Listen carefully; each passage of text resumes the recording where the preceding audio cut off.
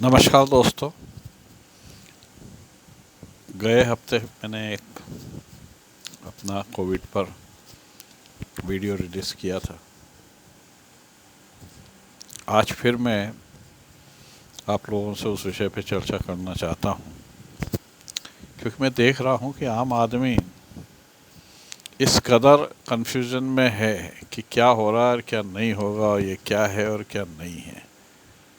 उसे जो भी इलेक्ट्रॉनिक या प्रिंट मीडिया से बताया जाता है, समझाया जाता है, वह कुछ इस तरीके का होता है कि पूर्ण रूप से वो क्लियर नहीं होता, बल्कि कई बार तो उसमें एक कन्फ्यूजन हो जाता है और वो कन्फ्यूजन जो है इंसान को एक परेशानी में डाल देता है। मैं अब कुछ चीज़ें आपको बताऊंगा कि द्रुत गति से ये वैश्विक संक्रमण है, जहां करीब 1,44,00,000 लोग संक्रमित हो चुके हैं और भारत में भी ये संख्या 7.5 लाख के आसपास हो गई है। जब से ये लॉकडाउन हटा है, लोगों में एक तरीके से मरीजों के संक्रमण की संख्या बढ़ी है। कारण ये कि जो 4 महीने से हम लॉकडाउन पीरियड में जो एहतियात बरत रहे थे, घर से नहीं निकल के, और बाकी जो चीज़ें थीं, बार बार साबुन से हाथ धोना, सोशल डिस्टेंस मेंटेन करना, मास्क यूज़ करना, भीड़ से बचना और भी अन्य एहतियात थी, वो हम ले रहे थे। लेकिन ये कब तक होता? आखिर लोगों को बाज़ार भी करना है, अपने काम पे भी जाना है और भी अन्य प्रकार की आवश्यकताएं हो गई कि उन्हें घर से निकलने की दरकार पड़ी। अब यहाँ कुछ इस तरीके से प्रिवेंशन किया जा रहा है जिसमें लोग डर रहे हैं कि ये हमें क्वारंटाइन क्यों कर रहे हैं, हम कोरोना पॉजिटिव नहीं हैं। तो शासन की एक यही जिम्मेदारी नहीं होती है कि कोरोना पॉजिटिव को संभालें, कोरोना नेगेटिव को भी संभालने का एक तरीका है।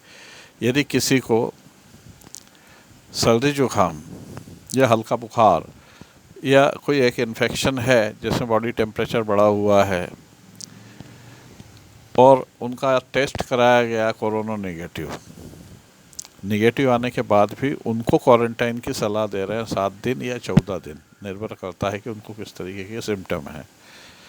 उसका प्रयोजन ये है कि किसी भी प्रकार के बीमारी में इंसान की रोग प्रतिरोधात्मक शक्ति, इम्यून पावर कम हो जाता है और वो संक्रमण के दौरान उसे कोरोना असर डाल के संक्रमित कर सकता है। यदि वो आम लोगों जैसा रहे तो उस स्थिति में कोरोना उसको संक्रमित कर सकता है। तो उसको बचाने के लिए उसको सलाह दे रहे हैं कि आप क्वारंटाइन कीजिए।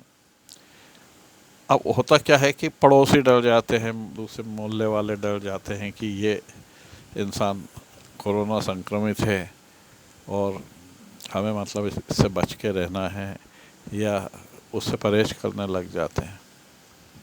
इंसानी फितरत है कि डर एक ऐसी चीज़ है जो अच्छे इंसान को हिला देता है। तो ऐसे में घबराने वाली बात नहीं है। यदि और कोई बीमारी भी है, लूज मोशन ही है या ऐसी कोई भी बीमारी जिसमें अपनी बॉडी इम्यूनिटी कम होती है, फ्लू है, तो उनको संक्रमण से बचाया जाए। मुख्यतः इतनी संक्रमण जो बढ़ी है, इससे एक अच्छी चीज़ ये भी हुई है कि हल्के जो संक्रमित लोग हैं, इनमें हार्ड इम्यूनिटी आ रही है। मीन्स कोरोना के प्रति एक ऑटो इम्यून सिस्टम वर्क कर रहा है और उनमें इम्यून सिस्टम वर्क करके उनको उस बीमारी से भयंकर रूप से बचाने के लिए इम्यून सिस्टम वर्क कर रहा है और उनको हार्ड इम्यूनिटी बोलते हैं। तो संक्रमण की संख्या पे नहीं जाएं। ये बात अवश्य है कि मृत्यु दर कम हुई है। मृत्यु दर जो कि एक डराने वाली चीज़ है बीमारी से मरने की, संक्रमण का नंबर बढ़ा है लेकिन मृत्यु दर कंपैरेटिवली कम हुई है। तो इसलिए आप लोग घबराएं नहीं। अब इनके बारे में स्टैटिस्टिक्स जो है वो तो ये बताता है कि यदि 80% लोगों को ट्रीट करते हैं कोरोना वालों को, तो सामान्यतः वो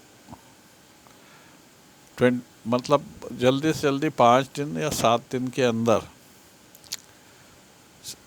लक्षण मुक्त हो जाते हैं और उनको अलग से कोई भयंकर इलाज देने की ज़रूरत नहीं है। उनकी बॉडी सिस्टम केयर कर लेती है। फिर 20% ऐसे होते हैं कि जिनको हॉस्पिटलाइजेशन की ज़रूरत होती है।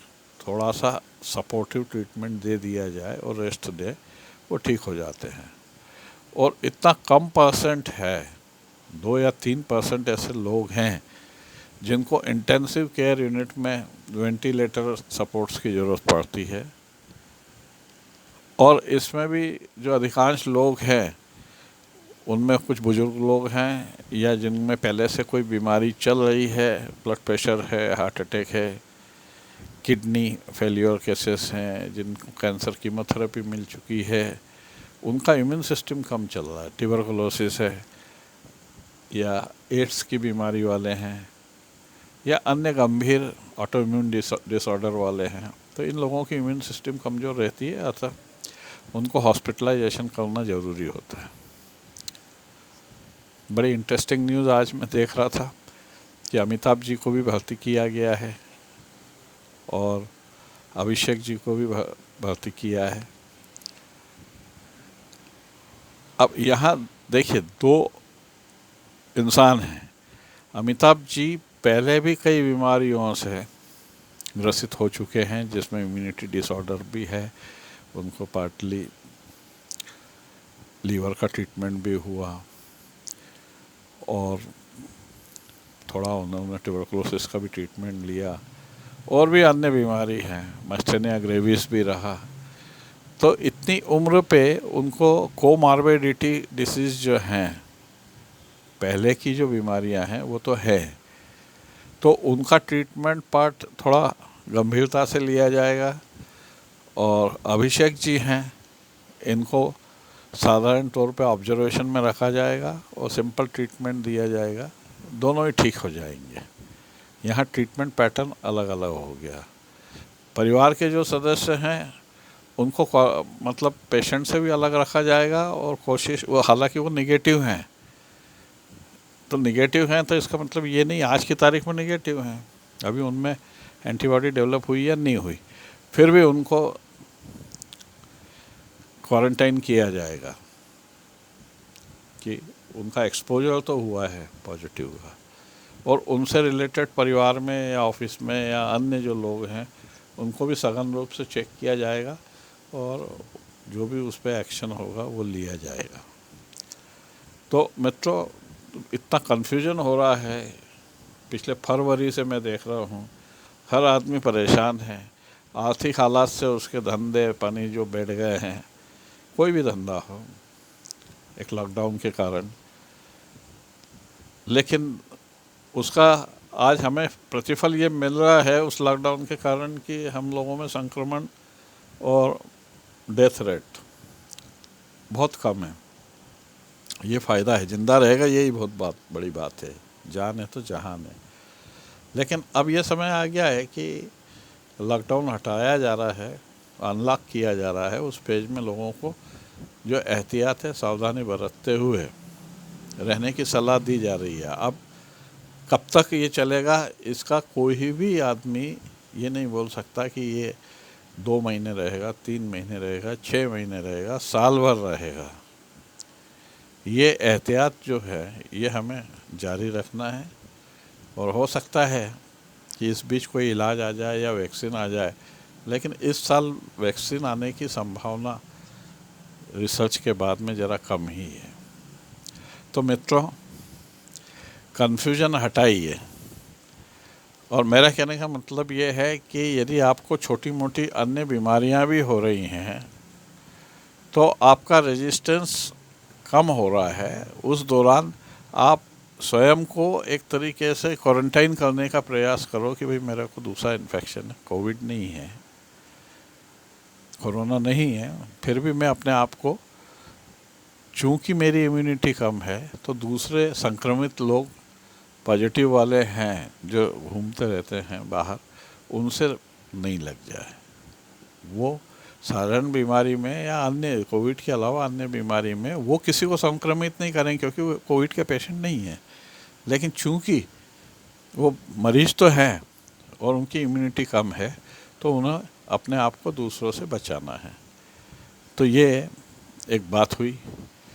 और जो गंभीर पेशेंट रहते हैं कोमॉर्बिडिटी वाले, जिनमें मृत्यु दर ज़्यादा है, 3% के आसपास है, टोटल गंभीर मरीजों में 3% मृत्यु दर है, तो उनकी इम्यूनिटी सिस्टम, बहुत से बार क्या होता है कि एक इंडिविजुअल आदमी में कोई बीमारी हुई और क्या होता है कि एक साइटोकाइन स्टॉर्म बोलते हैं, ये इम्यूनिटी का एक प्रोटीन वाला स्टॉर्म रहता है, उसमें मतलब सभी सिस्टम फेल होने लगते हैं, मल्टी सिस्टम फेलियर हो जाता है, इतना तेज बुखार आता है आईसीयू में भर्ती होने के बाद भी।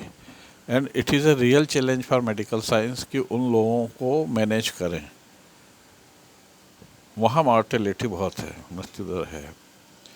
तो ये आइडेंटिफिकेशन होना ज़रूरी है कि उसका किस स्टेज में हमें इलाज करना है। तो हर एक कोविड पेशेंट पॉजिटिव का इलाज उसके संक्रमण की गंभीरता के अनुसार होता है, सिंपल है, साधारण है, थोड़ा सा हल्का गंभीर है, फिर गंभीर है, और फिर उसका मैनेजमेंट किया जाता है।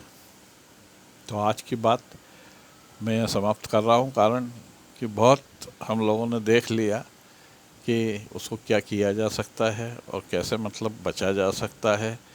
अनेक रूप से उसके उपाय भी बताए जा रहे हैं, गर्म पानी, काढ़ा पीने की जो सलाह दी जा रही है, उसमें कोशिश ये की जाती है कि उसको इन्फेक्शन नहीं हो। मित्रों, बड़ी संकट की घड़ी है, हमारी सावधानी ही हमें इस संकट से उभारेगी, हमारा मनोबल ही हमें संकट से उभारेगा, हमारी इम्यून सिस्टम जो है वो भी संकट से उभारेगी, और हमारा सोशल बिहेवियर जो सोशल डिस्टेंसिंग का है, मास्क पहनना, हाथ धोना, ये सब संयुक्त रूप से प्रयास करने पर ही हमें मुक्ति मिल पाएगी। तो घबराए नहीं। और लोग अपनी रिसर्च पेपर या अपनी संभावनाएं या अपने अपने बताते हैं, पढ़िए आप, सुनिए भले ही, लेकिन व्यक्तिगत सावधानी ज़रूरी है, पारिवारिक सावधानी ज़रूरी है, और अपने कारोबार पर भी ध्यान दें। स्वस्थ रहें, व्यस्त रहें, इस नारे के साथ चलें। आई हुई है बीमारी, वो भी ठीक होगी। थैंक यू दोस्तों, ऑल द बेस्ट, नमस्कार।